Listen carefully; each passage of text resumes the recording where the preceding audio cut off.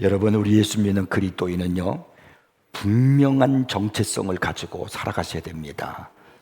그냥 되는 대로 그냥 살면서 삶의 그냥 상황에 따라서 세월의 또 그 세속의 흐름에 따라서 살아가는 것은 그리스도인이 아닙니다.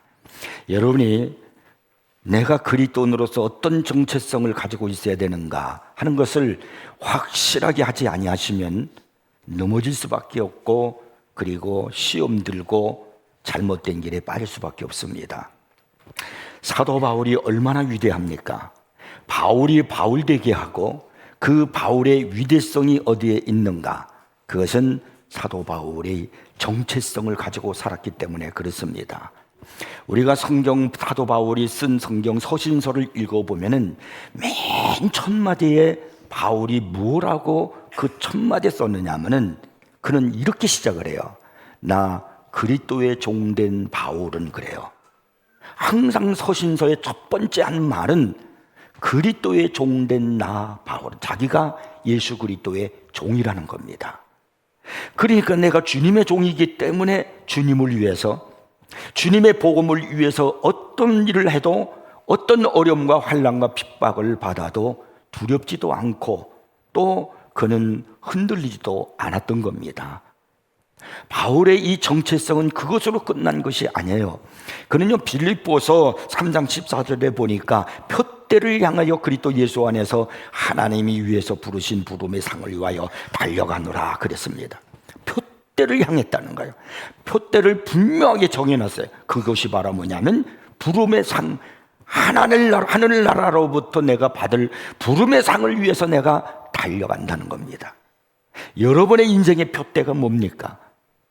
여러분의 정체성이 무엇이냐는 거예요. 그래서 사도 바울이 그 숱한 고난 속에서도 그는 마지막 죽음을 당하는 순교의 장이 펼쳐지는 그 마지막까지 최선을 다하고 충성을 다하다가 그가 하는 말이 뭐라 그러냐면, 나를 위하여 의의 면류관이 예배되었다라고 이렇게 자신 있게 고백을 하고 있습니다. 이것이 사도 바울의 정체성이었어요. 돈이 없지 꿈이 없냐라는 그런 책이 있습니다. 근데 그것에 보면 더라는 함정에 빠지지 말라라는 말이 있습니다. 더라는 함정은 불행으로 가는 고속도로라는 겁니다. 한번 빠지면 죽을 때까지 행복할 수 없는 비참한 인생을 살게 된다는 겁니다. 세상에서 가장 깊은 함정이 더라는 함정이랍니다. 한번 빠져들기 시작하면 망하기 전에는 절대로 헤어나오지 못하는 것이 이 더라는 함정이라는 겁니다. 세상의 모든 사람들은 조금만 더라는 그런 생각 속에 자신의 인생의 모습을, 행복을 다 빼앗기고 세월을 그냥 잃어버리고 산다는 겁니다. 더 가지면 어떻게 될까? 더 좋아지면 어떻게 될까? 더 커지면 어떻게 될까? 그래서요, 더 먹고 더 놀고 더 쓰고 더 쌓자, 결국 남는 건 쓰레기밖에 없는 겁니다. 세상에서 욕먹는 사람들의 대부분은요, 더 가진 사람들, 더 잘난 사람들, 더 있는 사람들이라고 합니다. 이 더라는 함정에 빠지면 거의 다 욕먹을 일밖에 없다는 겁니다. 그러면서 자신이 겪은 한 이야기를 거기에 하고 있습니다. 그는 구두에 대한 행복한 추억을 가지고 있었습니다. 오래전에 당시 물가로 한 7만 원짜리 칠성재와 구두가 청계천 벼룩시장에서 팔리고 있었습니다. 옛날에는 칠성재와 구두가 제일 좋았거든요. 잡동사니 여러 가지 많은 것을 이렇게 이제 갖다 놓고서, 그리고 벼룩시장이니까 거기에서 이제 싸게 파는 거예요. 근데 그 가운데서 새 구두가 있는 겁니다. 그렇게 보니까 어떤 사람이 그 새 구두를 이렇게 집어 들고 있는 거예요. 그랬더니 주인이 하는 말이 2,000원에 사세요, 그러는 겁니다. 그러니까 모든 사람들이 귀가 그냥 번쩍 그냥 열리고 눈도 띄어지는 겁니다. 야, 저 사람 횡재했다. 칠성재와 구두 7만 원짜리가 2,000원에 사라니. 그래서 이 사람이 그걸 들고 있을 때 이 주인공이 그것을 바라보면서, 내가 한 발 늦었다, 내가 샀어야 되는데, 이렇게 생각을 하고 있는데 그 사람이 구두를 그냥 내려놓더라는 거예요. 그러면서 하는 말이, 에이 짝짝이네, 하나는 260이고 하나는 270이야. 주위에서 부러워하던 모든 사람들이 그 이야기를 듣고서는요, 다 그냥 하나둘씩 흩어져 버리는 겁니다. 그런데 이 주인공은 사람들이 떠나고 난 다음에 그 구두를 한번 자기도 들어봤어요. 그리고 비교해 보았습니다. 그랬더니 분명히 다른 것이, 하나가 큰 것이 눈에 확 들어왔습니다. 그래도 2,000원이면 얼마나 싸. 그래서 그가 돈에서 이제 지갑을 빼서 이제 돈을 지불하고 살려고 그 구두를 딱 내려놓고, 그리고 자기 손을 이제 지갑을 꺼내려고 주머니 속에 넣으려고 하는데, 이 주인은, 구두 주인은 그 구두를 이제 안 살려고 내려놓은 줄 알고 1,000원이 오르는 겁니다. 그래가지고 이 사람이 1,000원을 주고 그 칠성제와 구두를 샀습니다. 그리고 집에 들어와서 자기 아내에게 그 얘기를 하니까 배꼽을 잡고 웃는 것이었습니다. 사온 사람이나 파는 사람이나 반씩 다 정신 나간 사람들이라고. 근데 신어보니까 구두가 참 편합니다. 왜? 하나는 자기 사이즈에 맞아서 편하고 또 하나는 커서 편하고. 그 신발을 신고 수많은 사람들을 만나보았지만은 아무도 그 신발이 짝짝이라는 것을 아는 사람이 없었습니다. 그 후로 사람들을 만날 때 어떤 분위기가 어두워지고, 그리고 서먹할 때 그런 이제 모임이 이루어지잖아요. 그러면요, 그때 이 사람이 자기 신발을 꺼내 들고서 사람들에게 사연의 얘기를 해주는 거예요. 이 신발은 짝짝입니다. 하나는 260이고 하나는 270입니다. 근데 내가 1,000원에 샀습니다. 그러면 그 말을 들은 사람들이 막 배꼽을 잡고 웃는 겁니다. 그래서 그 분위기가, 서먹서먹하고 어두웠던 분위기가 한순간에 한바탕 웃는 웃음으로, 유쾌한 그런 현장으로 바꿔지고 했다는 겁니다. 수많은 구두가 이 사람에게 거쳐 지나갔지만은 그 짝짝이 구두만큼 아름다운 추억을 가져다 준 구두는 없었습니다. 더 좋은 구두, 비싼 구두도 신어봤습니다. 그렇지만 자기 마음속에 남아있는 추억의 구두는 짝짝이 구두, 1,000원짜리 구두였습니다. 이 짝짝이 구두를 3년 넘게 신고 다녔지만은 지금까지도 아무 탈 없이 살고 있다는 거예요. 처음 살 때 마음이 조금, 이 짝짝이 구두, 이렇게 1,000원짜리 구두라고 생각했을 뿐이지 신고 다니는 데는 아무 지장이 없었더라는 겁니다. 남복에도 이상할 것 하나도 없었습니다. 1,000원짜리 구두를 신고 다닌다고 해서 사람 노릇 못하는 것도 아니고, 또 그렇게 생각하는 사람도 없었습니다. 소유한 것이 문제가 아니라 소유한 사람의 생각이 문제라는 거예요. 더 좋은 것을 가져야 한다는 그 마음 때문에 우리는 충분히 가지고도 행복하지 못하다는 겁니다. 더 좋은 것, 더 큰 것, 이런 것 찾다가 눈만 높아져서 결국 불만족 속에서 불행을 자초하면서 살아가게 된다는 겁니다. 많은 사람들이 이렇게 생각한다는 거예요. 더 좋은 게 있을 거야. 이 정도는 아니야. 뭔가 더 있을 거야. 정말 그럴까요? 그래서 불행해진다는 겁니다. 옵션이라는 것은 끝이 없는 거예요. 싼 차에 고급 옵션을 잔뜩 달아봐야 처절한 몸부림칠 뿐이지 그냥 그게 그거예요. 차 타고 다니는 데는 큰 문제가 없다는 겁니다. 먹을 것과 입을 것이 있으면 삶은 만족합니다. 기초 소유로 만족할 수 있어야 행복한 인생을 살 수 있는 것이거든요. 그냥 적당한 거면 됩니다.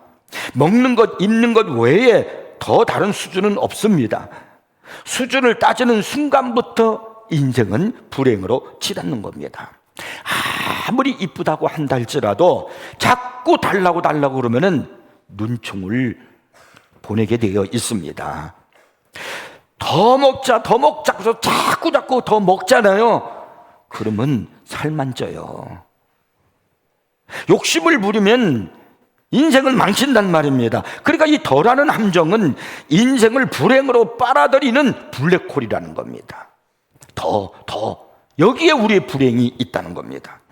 사람은 자기 정체에 대한 진실한 평가를 스스로 내릴 수 있을 때 충분한 행복감에서 사는 겁니다. 여러분은 사람의 의지나 확신, 그리고 사람이 살아가는 힘, 그 강한 능력이 어디서 온다고 생각하십니까? 돈이요? 지식? 권력? 그런 데서 온다고 생각합니까? 아니에요. 사람은요, 진실에서 바로 그 사람의 힘이 나오는 겁니다. 진실을 잃어버리는 건 우리는 약해질 수밖에 없고, 진실을 떠날 때 그 순간 우리는 비굴해지는 사람이 될 수밖에 없는 겁니다. 그리스도 안에 있는 나는 주님의 뜻대로, 주님의 평가대로 나를 보아야 되는 겁니다. 내 진실까지도 하나님께 맡겨버려야 됩니다. 오직 그리스도 안에서 의미가 있고, 그리스도가 부여해 주시는 것만큼, 그리고 그분이 인정해 주시는 것 다만 내 것으로 삼고, 그리고 살아가는 것이 바로 그리스도이네요. 그리고 자기 자신의 가치를 바로 볼 줄 알아야 돼. 내가 누군가, 내가 어느 정도의 가치를 가지고 있는 사람인가, 내가 얼마나 소중한 사람인가. 아직도 나는 내 나이에 무릅쓰고, 내 얼굴에 주름살하고 상관없이, 경제, 부 이런 건 상관없이 나는 소중한 사람입니다. 하나님 앞에서 내가 얼마나 엄청난 의미 있는 존재인가 하는 것을 여러분이 아셔야 됩니다. 주께서 나를 위하여 십자가에 돌아가신 것만큼의 중요한 소중한 가치를 지니고 있는 것이 바로 나라란 말이에요. 이게 나의 정체성이에요. 이게 나의 가치입니다. 오늘 본문에서 사도 바울은요, 특별히 하나님 앞에 감사하고 있습니다. 그는 12절에서 나를 능하게 하신 그리스도 예수 우리 주께 내가 감사함은 충성되이 여겨라고 이렇게 말하므로, 자신의 주님께 감사한 것은 주님이 자기를 충성되이 여겨서 직분을 맡겨주셨다는 거예요. 그런데 그것은 내 잘나서 그런 것이 아니라, 그가 뭐라냐면 곧 그게 주님의 은혜다 이렇게 말하고 있습니다. 고린도전서 15장 10절에 보니까 내가 나 된 것은 하나님의 은혜로 된 것이니, 오늘날 내가 나 된 건 하나님의 은혜로 된 것입니다. 내게 주신 그의 은혜가 헛되지 아니하여 내가 모든 사도보다 더 많이 수고하였으나, 바울은 누구보다도 더 열심히 수고하고 충성하고 봉사했다는 거예요. 그러나 그렇게 한 것은 내가 한 것이 아니요 오직 나와 함께 하신 하나님의 은혜로라. 그렇게 열심히 하고도 하는 말이, 이거 하나님의 은혜로 한 거야, 이렇게 사도 바울이 고백하고 있습니다. 그러니까 이 바울의 입에서 나오는 것이 바로 뭐냐면 오직 은혜, 하나님의 은혜일 뿐입니다. 그 은혜의 열매가 있기에 오늘 내가 여기 있는 겁니다, 이렇게 그가 고백하는 겁니다. 그것이 바로 바울의 정체의식이었습니다. 그것이 그의 인생관이었고 가치관이었습니다. 자기 존재의 의미가 오직 은혜라는 겁니다. 그러면 바울이 어떻게 오직 주의 은혜로 살았을까요? 그것은 바울이 그리스도를 만나기 전에 자신의 모습을 분명히 알고 있었고, 그리스도를 만나고 은혜 받은 이후에 자신의 달라진 모습을 분명히 알고 있었기 때문에 오직 은혜라고 하는 거예요. 자, 그럼 오늘 본문에서 우리는 그 사실을 발견할 수 있습니다. 첫째가 뭐냐면 내가 전에는 그랬거든요. 여기 13절에서 바울이 그렇게 말하잖아요. 내가 전에는. 그러면서 그리스도를 만나기 전에는 내가 어떤 사람이었는가 말합니다. 내가 전에는 비방자요 박해자요 폭행자였으나, 내가 예수를 믿기 전에는, 내가 그리스도를 만나기 전에는 나는 비방자요 박해자요 폭행자였다는 겁니다. 어떤 성경학자는 이 세 가지를 말해서 이 사도 바울의 그 예수 그리스도를 복음을 박해하는 정도가 점점 심해진 모습을 말하는 것이다, 그렇게 설명을 했습니다. 처음에 자기가 비방자요라고 했잖아요. 이것은 자기 입으로 하나님의 명예를 더럽히는 일을 했다는 거예요. 그 다음에 박해자요, 이 말은 수단과 방법을 가리지 않고 복음을 방해하는 자였다는 거예요. 그리고 마지막으로 폭행자요라고 한 것은 자신이 직접 행동함으로써 복음을 방해하는 자가 됐다는 겁니다. 어떻든 바울은 하나님을 대적하고 있었습니다. 바울은 하나님의 사람들, 즉 그리스도인들을 대적하고 있었습니다. 그리고 바울은 하나님의 일, 복음 사역을 대적하고 있었던 겁니다. 사도행전 8장 1절을 보면은요, 사울이 그의 죽임당함을 마땅히 여기더라라고 말씀합니다. 여기에 그가 죽임당했다, 이 그라는 것이 뭘까요? 누굴까요? 그는 바로 스데반을 말하는 거예요. 그러니까 스데반이 죽어가는 것이, 그것을 마땅히 여겼다. 여러분, 스데반이 어떻게 죽었습니까? 그가 복음을 전한 거예요. 사람들에게 예수 그리스도가 우리의 죄를 대속하고 죽으셨고 그분이 우리의 메시아다, 이렇게 복음을 전했는데 사람들이 그 소리를 듣고 분을 내면서 돌을 들어가지고 스데반을 쳐서 죽였습니다. 스데반이 돌에 맞아서, 사람들로부터 돌에 맞아서, 수많은 돌을 맞아서 피를 흘리며 죽어갔던 거예요. 그런데 사도 바울이 그걸 보고 그가 죽는 거, 그렇게 죽는 거 마땅하다는 겁니다. 그러니까 바울은 스데반의 순교를 통쾌하게 여기고 있는 것입니다. 아니, 세상에 이보다 더한 박해자가 어디 있고 이보다 더한 폭행자를 어디서 찾을 수 있겠습니까? 이 바울에게서는요, 동정심조차도 찾아볼 수가 없는 그런 사람이었습니다. 그는요, 또 사도행전 9장 1절 2절에서는 성경에 이렇게 말씀합니다. 사울이 주의 제자들에 대하여 여전히 위협과 살기가 등등하여 대제사장에게 가서 담에색 여러 회당에 가져갈 공문을 청하니, 이는 만일 그 도를 따르는 사람을 만나면 남녀를 막론하고 결박하여 예루살렘으로 잡아오려 함이라. 성경에서 사울이 주의 제자들에 대하여 여전히 위협과 살기가 등등하다라고 그렇게 기록하고 있습니다. 그러니까 위협과 살기가 등등했던 이 사람, 분명히 비방자요, 박해자요, 폭행자였던 이 사람, 이것이 그리스도 이전의 바울이었습니다. 예수 믿기 전에 바울이었습니다. 그렇다면 여러분은 어떻습니까? 나는 어떠냔 말이에요. 나는 예수 믿기 전에 나는 어떠냔 말이에요. 성경에서 나에 대해서, 우리에 대해서 에베소서 2장 2절 3절에 보니까 분명히 말씀하고 있어요. 그때에, 내가 예수 믿기 전에, 바울로 말하면 그전에는 이런 말이에요. 너희는 그 가운데서 행하여 이 세상 풍조를 따르고, 세속적이었다는 거예요. 세상을 따라갔다는 거예요. 공중의 권세 잡은 자를 따랐으니 그 누구요? 사탄 아닙니까? 나는 사탄을 따르는 자였어요. 곧 지금 불순종의 아들들 가운데서 역사하는 영이라. 전에는 우리도, 그래, 내가 예수 믿기 전에, 그리스도를 믿기 전에, 전에는 우리도 그 가운데서 우리 육체의 욕심을 따라 지내며 육체와 마음에 원하는 것을 하여 다른 이들과 같이 본질상 진노의 자녀이었더니, 그리스도 이전에 나는 누구였냐면은 본질상 진노의 자녀였다는 거예요. 지옥 갈 자녀였다는 겁니다. 심판받을 자녀였다는 겁니다. 그것이 저와 여러분입니다. 내가 누구였는가? 내가 예수 믿기 전에, 내가 오늘 교회를 나오기 전에, 말씀을 듣기 전에 나는 누구였는가? 나는 본질상 진노의 자녀, 마귀를 따르는 자, 지옥 갈 자, 심판받을 자였다는 겁니다. 이 나를 분명히 먼저 아셔야 됩니다. 사도 바울의 정체성은 여기서 나온 겁니다. 그것이 첫째였어요. 두 번째는 주의 은혜를 입은 후의 바울입니다.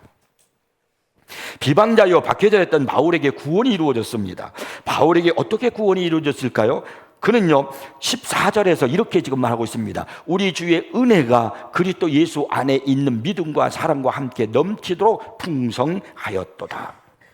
내가 구원을 받은 이유는 주님의 은혜였다는 거예요.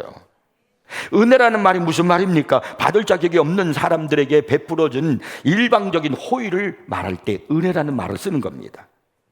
이 주님의 은혜로 비방자요, 박해자요, 폭행자였던 바울이 믿음과 사랑이 넘치는 사람으로 변화되었다는 겁니다.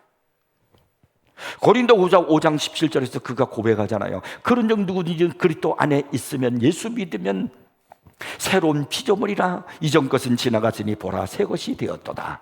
이전 것, 그리스도의 전의 것, 침판받을 자, 본질상 진노의 자녀, 그거 지나갔고 이제 새 것이 되었도다. 하나님의 자녀가 된 거예요.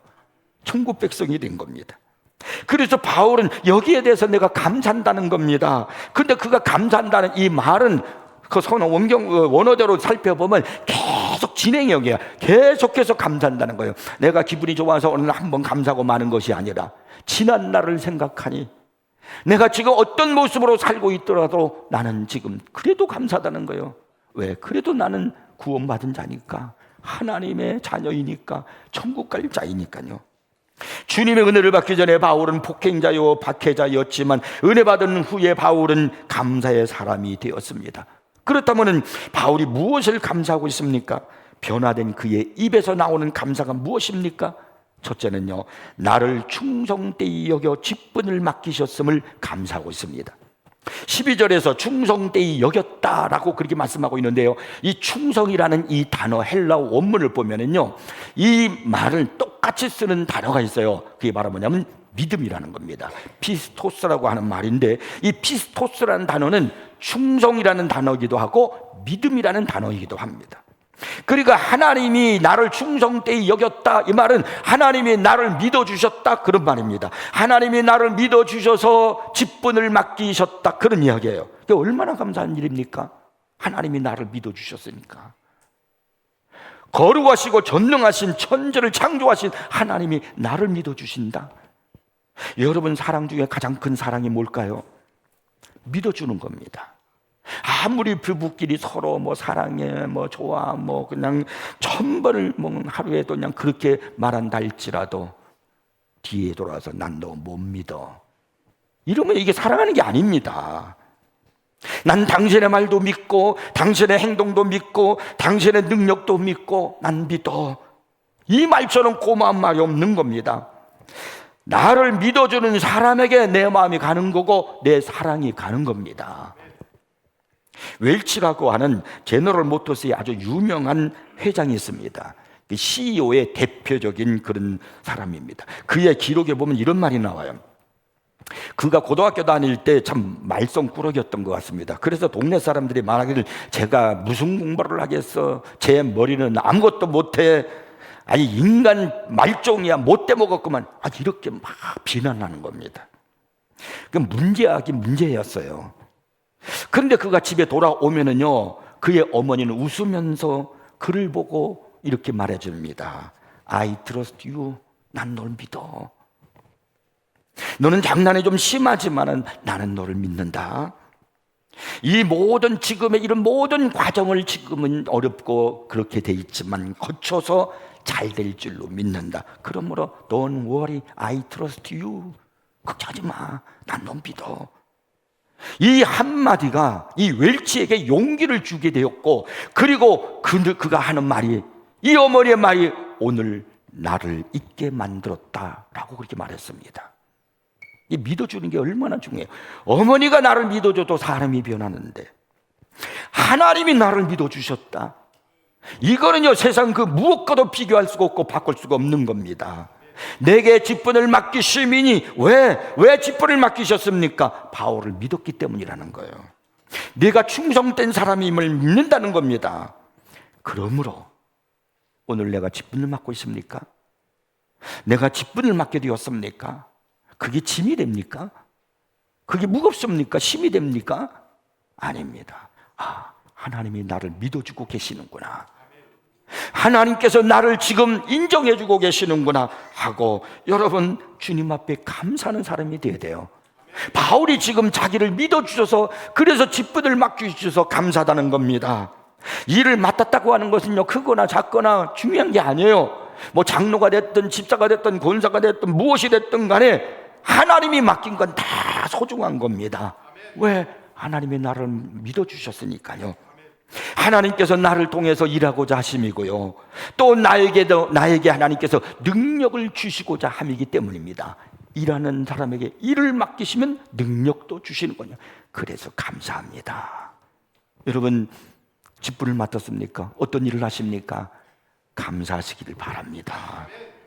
이것이 사도 바울의 정체성이고 그의 믿음이었습니다. 두 번째로 왜 그가 감사했느냐 하면요, 하나님께서 자신을 참아준 것에 대해서 감사를 하고 있는 겁니다. 16절에 보니까 예수 그리스도께서 내게 먼저 일체 오래 참으심을 보이사라고 말씀합니다. 내가 교만해서 오만을 떨고 있고, 그리고 또한 하나님께서 내가 잘못된 일을 가고 있음에도 불구하고, 사람을 핍박하는데도 불구하고, 교회를 멸절시키려고 함에도 불구하고 나를 참아주셨다는 겁니다. 이 몹쓸 박해자야, 이 죄인의 괴수야, 그러면서 하나님께서 호통을 치셨다면 이미 바울은 심판받아서 끝난 거예요. 지옥 가는 겁니다. 그러나 바울은 생각합니다. 하나님께서 그렇게 못된 짓을 하고 살았는데 나를 참아주셔서 오늘의 내가 있다. 여러분, 사랑의 제일 큰 표현이 뭐냐면 참는 겁니다. 속단하지 마십시오. 우리가 자녀들에서도 참아주잖아요. 왜? 내 자식들 잘 될 거야. 이 아이를 사랑하니까 이 아이의 장래를 위해서 내가 지금 참아야지. 달라질 것을 믿기 때문에 참는 겁니다. 사도 바울은 생각합니다. 자기가 살아온 세월을 가만히 생각하니 너무나도 잘못했어요. 박해자요, 폭행자요, 오만하고 교만한 사람이었고, 그리고 스데반이 피를 흘리며 순교하고 있는 그 자리에서 그걸 마땅히 여기는 사람이었습니다. 그런데도 하나님이 오래오래 참아주셨습니다. 다메섹 도상에 가면서 예수 믿는 사람들을 잡아 죽이려고 앞장서 갔던 그 바울을 하나님이 또 참아주셨습니다. 악에 바친 그 청년 사울을 참아주셨습니다. 그리고 그에게 사랑과 은혜를 입혀주셔서 오늘의 바울로 만들어주셨다는 거예요. 오늘의 내가 있는 건, 내가 살아있는 건 하나님이 참아주셨기 때문입니다. 다윗은요, 시편 103편 8절에서 말합니다. 여호와는 긍휼이 많으시고 은혜로우시며 노하기를 더디하시고 인자하심이 풍부하시도다. 하나님은 노하기를 더디하신다는 거예요. 내가 잘못했을 때마다 당장 벼락이 떨어졌다면 여기 우리 살아남을 사람 누가 있겠어요? 그리고요, 인자하심이 풍부하시기 때문에 그 인자하심으로 오늘의 내가 있는 거 아니겠습니까? 오래오래 참아주시고 또 참아주신 주님, 지금도 나를 참아주시는 그 주님을 생각하십시오. 그러나 무한정 참으시는 것이 아닙니다. 때가 되면 그래도 돌아오지 않고 변화되지 않으면 심판하실 날도 있다는 걸 잊지 마십시오. 바울은 나 자신에 대해서 오래오래 참아주신 그 그리스도께 감사하고 있습니다. 바울은 자기 자신에 대해서 진실할 줄 아는 사람이었어요. 바울은 자신의 업적과 지식에 따라서 자신을 평가하지 않았습니다. 자기가 가지고 있는 소유에 따라서 평가하지도 않았습니다. 대체로 사람들은 사람을 평가할 때 업적을 보고 평가해요. 그가 가지고 있는 부를 보고, 그의 지식을 보고, 그의 어떤 그 자기가 하고 있는 일을 보고, 그리고 우리는 평가할 때가 많아요. 그러나 바울은 그렇게 하지 않았어요. 그는 위대한 많은 교회를 세우고 정말 세상 사람들이 부러워하는 많은 것들을 행한 사람이었습니다. 얼마나 큰 주의 종이었습니까? 그는 정말 위대한 바울이에요. 사도였습니다. 그런데 그런 그가요, 고린도서 15장 9절에서 뭐라고 그러냐면요, 사도 중에 가장 작은 자래요, 자기가. 그리고 에베소서 3장 8절에서 말하기를 모든 성도 중에 지극히 작은 자보다 더 작은 나래요. 그리고 오늘 본문에서 뭐라고 그러냐면요, 죄인 중에 내가 괴수라는 겁니다. 진실한 평가를 하는 거예요. 자기 업적을, 자기 사업을, 자기 부를, 자식의 지식을 가지고, 자기 학력을 가지고 자기를 평가하는 게 아니에요. 이게 진실성입니다. 바울은 자신을 평가하면서 하나님의 은혜에 그냥 그저 깊이 감사하고 있을 뿐입니다. 나는 하나님의 은혜로 산다. 풍성한 하나님의 사랑으로 산다. 그분의 긍휼하심이 오늘의 나를 있게 했다. 여러분, 주님의 은혜를 생각하고 오늘의 나를 생각하면 찬송이 저절로 흘러나오지 않을까요? 주님께서 나를 긍휼히 여겨주셔서 그분이 참아주셨기 때문에 내가 오늘 이렇게 예배를 드리고 주님의 사람이 된 걸 생각하면 눈물이 흐르지 않을까요? 감사하지 않을까요? 주님께서 나를 참아주신 것, 주님께서 나를 인정하셔서 직분을 맡기신 것, 이 모든 것은 내게 은혜를 주신 하나님의 사랑임을 알고 나를 능하게 하신 그리스도 예수께 감사하는 우리가 되기를 바랍니다.